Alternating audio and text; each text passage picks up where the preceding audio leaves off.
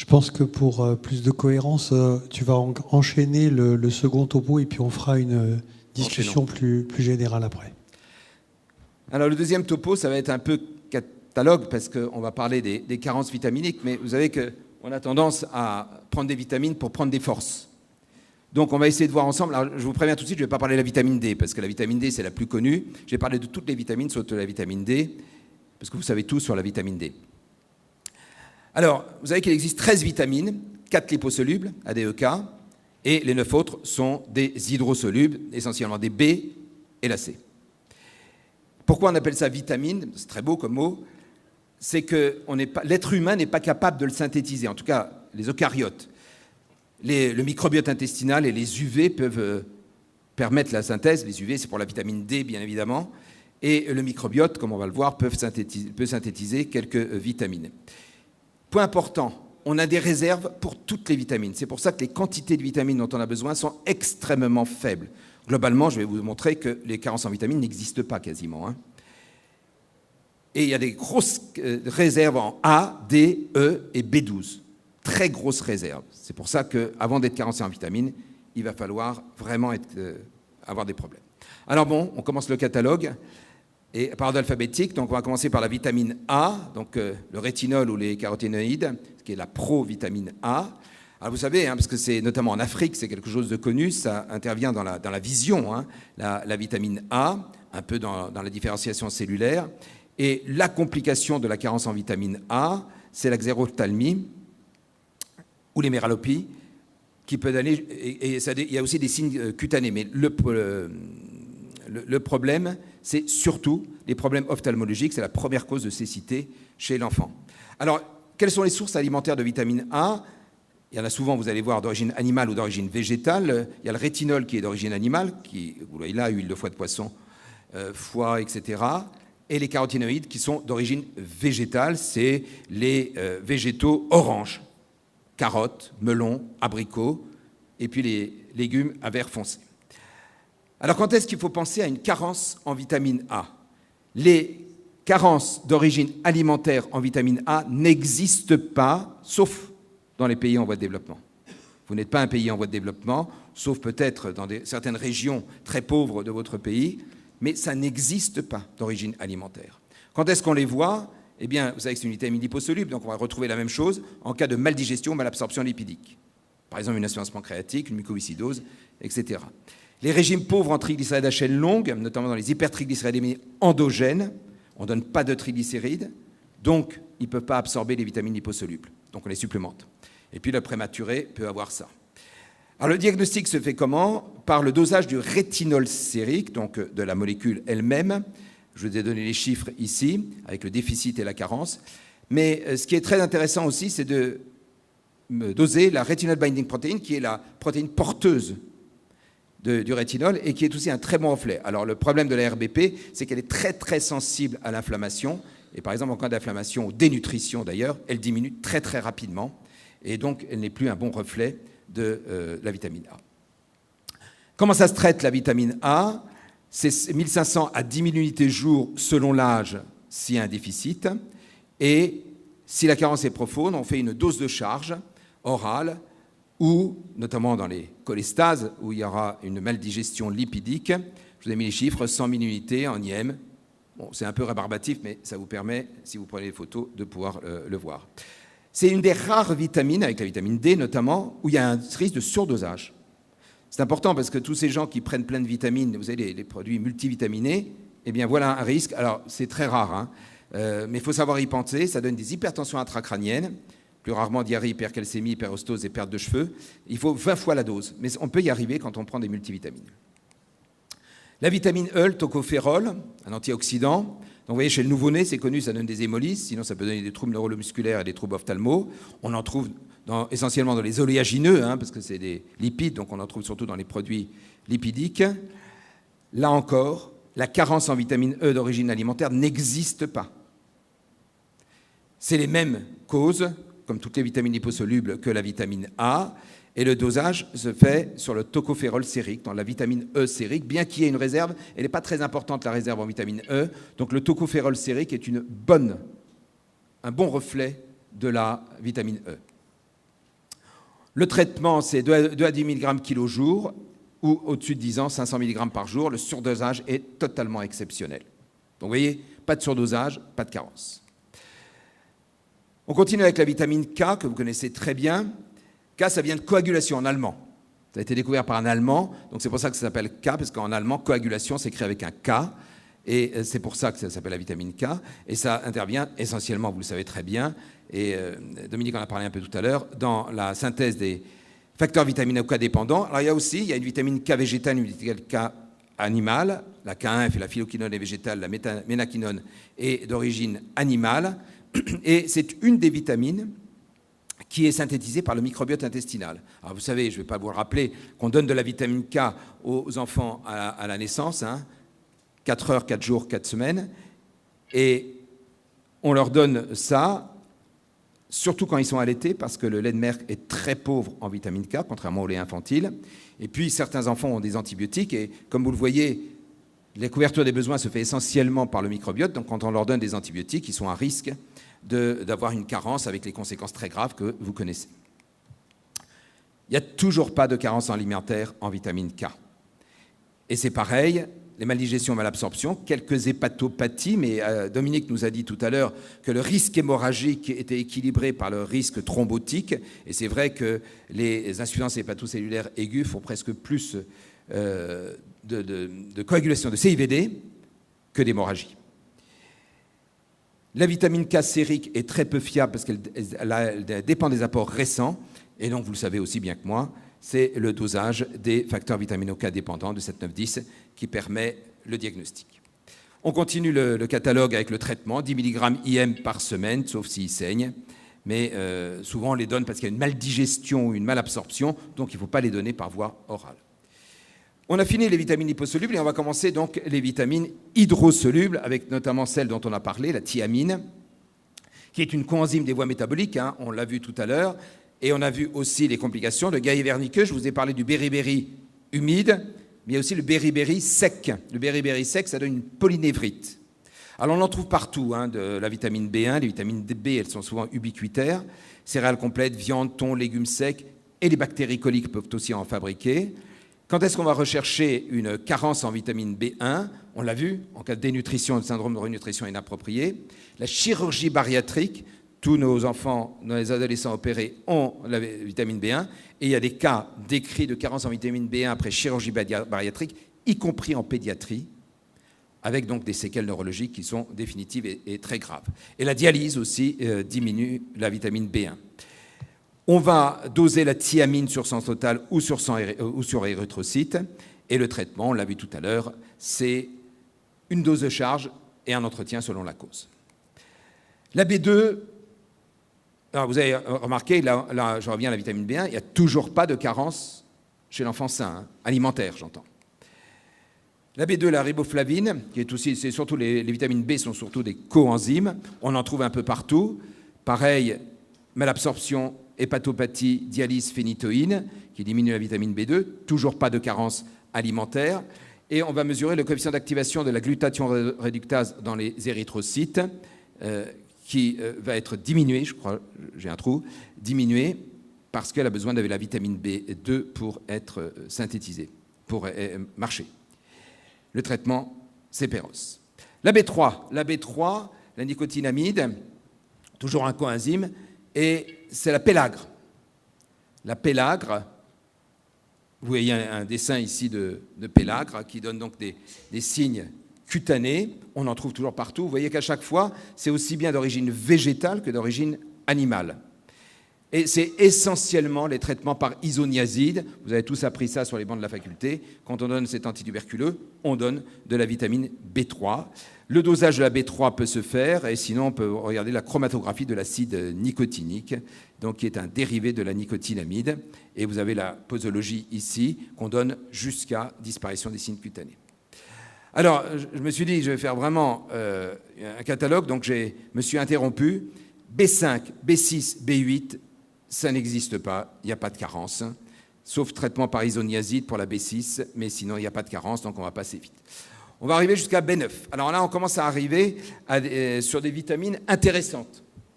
La B9, c'est l'acide folique, vous savez très bien. Et l'acide folique, ça intervient dans beaucoup de phénomènes, synthèse, méthylation de l'ADN, détoxification de l'homocystéine en méthionine. Vous savez que quand l'homocystéine est importante, c'est un facteur de risque cardiovasculaire. Donc c'est important de détoxifier l'homocystéine, de diminuer l'homocystéine pour éviter justement le facteur de risque cardiovasculaire. Et puis vous avez tous, bien sûr, vous connaissez tous déjà l'intérêt des folates dans la prévention des anomalies de fermeture du tube neural qu'on donne à la maman pour éviter que son bébé ait ça. Donc ça donne une amie macrocytaire que vous connaissez tous, arrégénérative, leucopénie, dépression, troubles digestifs. On en trouve, folate, ça vient de feuilles. Donc on en trouve essentiellement dans les feuilles. Et donc vous voyez, c'est un peu dans les abats, mais sinon fenouil, betterave rouge, c'est pas vraiment une feuille, épinard, œuf non plus. Donc vous voyez, c'est toujours végétal et animal. On en trouve aussi un peu partout. Alors la B9, c'est important parce que beaucoup la dosent. Et ça ne sert à rien. Pitié, ne dosez pas la B9. Les enfants n'ont jamais de carence alimentaire en B9. Jamais, d'origine alimentaire, hein, j'entends. Voilà les seules situations où on peut avoir une carence en B9, la prématurité, l'hémolyse chronique. Pourquoi ? Parce qu'on a besoin des folates pour fabriquer des globules rouges. Donc, à chaque fois qu'on détruit des globules rouges, on va consommer des folates. Mais ce n'est pas alimentaire. La dialyse, la diarrhée chronique avec malabsorption, on peut voir des carences en folates. Les médicaments que j'ai cités ici, et puis quelques anomalies génétiques des transporteurs. C'est des situations très rares. Je dis ça parce qu'en France, on voit arriver régulièrement les enfants avec un dosage de folate et de B12. On va parler de la B12 tout à l'heure. Ça ne sert à rien, sauf dans ces situations-là. Alors attention, parce que les folates sériques dépendent des apports récents. Donc ce n'est pas du tout le reflet du statut en folate. C'est surtout les folates érythrocytaires qu'il faut mesurer, parce que ça voit ce qui se passe réellement dans le statut, donc dans les réserves. Le traitement, c'est 1 à 5 mg par jour pendant 3 et 6 mois. Il n'y a pas de surdosage. La B12. La B12, la cyanocobalaminine, c'est le métabolisme des acides aminés et notamment la synthèse aussi des éléments figurés du sang, mais c'est extrêmement important pour le cerveau, la B12. Ça donne donc une anémie macrocytaire régénérative, une sclérose combinée de la moelle, qui donne souvent une paraplégie, qui peut récupérer mais qui peut ne pas récupérer, et des anomalies cérébrales chez le jeune nourrisson, et la glossite de Hunter, qui est une langue des papillers, je ne sais pas si vous voyez là, assez caractéristique de la maladie. La B12 est la seule vitamine exclusivement d'origine animale. Vous voyez que depuis tout à l'heure, toutes les vitamines sont à la fois animales et végétales, sauf la B12. Exclusivement animale. Alors, il y a beaucoup de situations qui peuvent donner une carence en B12. Les malabsorptions sévères, je vous rappelle 2 choses. Pour absorber la B12, il faut un facteur intrinsèque qui est sécrété par l'estomac. Et l'absorption de la B12 se fait au niveau de l'iléon. Vous savez qu'il y a 2 choses qui se font au niveau de l'iléon. Les acides biliaires et la B12. Tout le reste se fait en amont. Donc, on a la maladie de Birmer, qui sont des anticorps antifacteurs intrinsèques, donc ça ne peut pas permettre d'absorber la B12. Les gastrectomies, le facteur intrinsèque est sécrété par l'estomac. Le bypass, parce qu'on chinte l'estomac. Donc, vous voyez, quand on n'a pas d'estomac, on n'a pas de facteur intrinsèque. Le grêle court avec résection iléale, parce que la B12 est absorbée au niveau de l'iléon. Et beaucoup plus rarement, les gastrites à Helicobacter pylori et les IPP, parce qu'il faut un milieu acide pour activer le facteur intrinsèque. Donc, première situation. Deuxième situation, il y a quelques très rares causes constitutionnelles, j'en ai très rarement vu, le déficit congénital en facteur intrinsèque, le défaut d'absorption iléale c'est la maladie d'Imerslund, qui est donc un défaut de récepteur qui fait qu'on ne peut pas absorber de la B12, le défaut du transporteur de la B12, qui revient à peu près au MEN, et les très rares anomalies du métabolisme des cobalamines. Enfin, là, il y a des carences d'apport, mais dans des situations très particulières. Le végétalisme, c'est une vitamine exclusivement d'origine animale. Et un point important, parce que ça, vous pouvez être confronté, alors même si vous, le végétalisme ne vous a pas encore envahi, mais ça va venir, c'est l'allaitement sans consommation de B12 chez la mère. Il faut savoir que dans le lait, seule la B12 que consomme la mère passe dans le lait. Si elle a sa réserve en des B12 ne permet pas d'alimenter le lait. Donc certaines mamans végétaliennes prennent de la B12 tous les jours, donc ça c'est très bien, mais la plupart prennent des charges en B12. Ce qui fait que quand elles prennent une charge en B12, c'est le seul moment où la B12 passe dans le lait. Et entre chaque charge, l'enfant n'a pas de B12. Et donc, attention aux mamans qui allaitent, de bien leur dire de prendre la B12 tous les jours. On a eu un cas d'un enfant qui a eu des séquelles lourdes d'ailleurs, parce que la maman prenait des charges en B12, elle était végétalienne, et l'enfant avait des B12, une B12, alors que la maman avait un taux de B12 normal. Et puis le protoxyde d'azote, je ne sais pas si vous avez vu ça, vous savez maintenant c'est la grande mode en France de se droguer au protoxyde d'azote. Je ne l'ai jamais fait, je regrette, je ne sais pas si Marc tu l'as fait, mais il faudrait que j'essaye un jour. Mais le protoxyde d'azote, et quand vous en utilisez trop, ça inactive la B12. Donc maintenant, on décrit des carences en B12 par utilisation du protoxyde d'azote. Alors je vous rappelle que la B12, il y a une grosse réserve en B12, et donc doser la B12, ça n'a aucun intérêt. Je dis ça parce que je ne pouvais pas savoir le nombre de patients, ça doit être toi aussi Marc, qui viennent avec un dosage de B12. Donc si les végétaliens, d'accord, les végétariens ne sont pas carencés. Donc la B12, ça ne sert à rien de la doser, c'est un très mauvais signe. Il faut doser ce qui est en amont. Vous voyez, dans ce schéma, l'acide méthylmalonique et l'homocystéine sont transformés en succinyl-CoA et en méthionine s'il y a de la B12. Donc ça, c'est le vrai reflet du statut en B12. Et donc on doit doser l'homocystéinémie ou à la rigueur l'acide méthylmalonique qui sont augmentés parce qu'ils ne peuvent pas être transformés en succinyl-CoA et en méthionine. Donc c'est ça qu'il faut doser. Alors le traitement, c'est 1000 microgrammes, donc 1 mg par jour, 1 mg, pardon, 1 à 2 fois par semaine, Péros ou IV. Donc vous voyez, les mamans qui prennent ça, elles le prennent de manière épisodique. Et donc c'est le jour où elles le prennent que ça passe dans le sang, dans le lait. Il n'y a pas de surdosage. Et puis une deuxième chose, on nous pose souvent les questions. D'ailleurs, à CrossDoc, dont on va vous parler, il y a eu plusieurs cas, je ne sais pas si tu te souviens, Marc, d'hypervitaminémie B12. Parce que comme ils dosent la B12, parfois ils ont une hypovitaminose, parfois ils ont une hypervitaminémie. Alors, chez l'adulte, mais pas chez l'enfant, c'est un signe de cancer, syndrome myéloprolifératif, de néoplasie, d'hépatopathie, etc.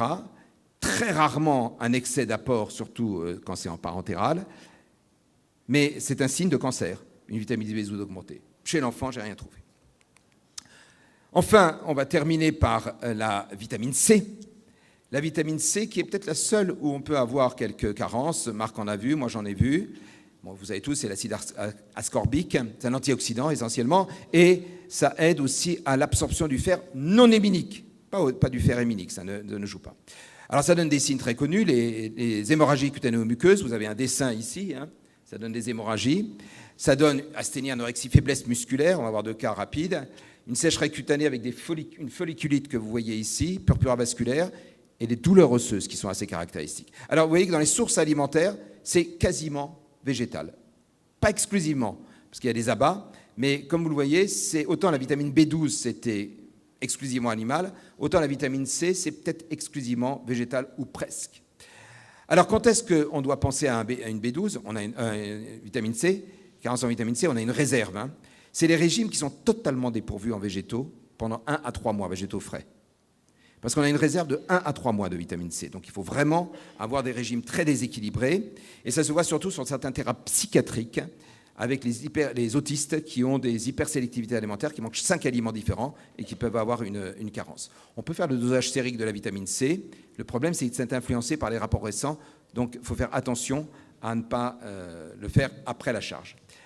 Alors, 2 cas cliniques qui avaient été publiés par nos collègues de Necker, on a vu aussi dans le service, parce que ça peut être pris pour une infection articulaire ou une leucémie. Vous voyez, ce garçon de 3 ans, il vient pour régression de la marche, retard pondéral, trouble du comportement alimentaire. Et on apprend qu'il se nourrit exclusivement de pain et de fromage de chèvre depuis l'âge de 2 ans. Il a 3 ans, ça fait 1 an qu'il fait ça. Il a des signes caractéristiques sur la radio, une ostéopénie, un élargissement de la métaphyse et des bandes claires et métaphysaires, je ne sais pas si vous les voyez, pas très bien, et une vitamine C effondrée. Il avait été pris pour une leucémie. Et puis, deuxième cas, une fille de 3 ans et demi qui vient pour douleur des membres inférieurs à la marche, pleurs persistants et perte d'appétit. Et elle aussi, elle se nourrit exclusivement de féculents, produits laitiers et pain depuis l'âge de 22 mois. Elle a 3 ans et demi. Vitamine C effondrée. Et ça donne un autre signe caractéristique à l'IRM ici, qui sont un œdème des métaphyses. Donc il faut savoir y penser, on a vu, donc il faut savoir y penser. Le traitement, c'est une dose de charge assez importante. Et c'est un petit surdosage, mais c'est important parce qu'il y en a qui se gavent de vitamine C. Bon, c'est pas très grave, hein, diarrhée, douleur abdominale, mais il faut savoir y penser.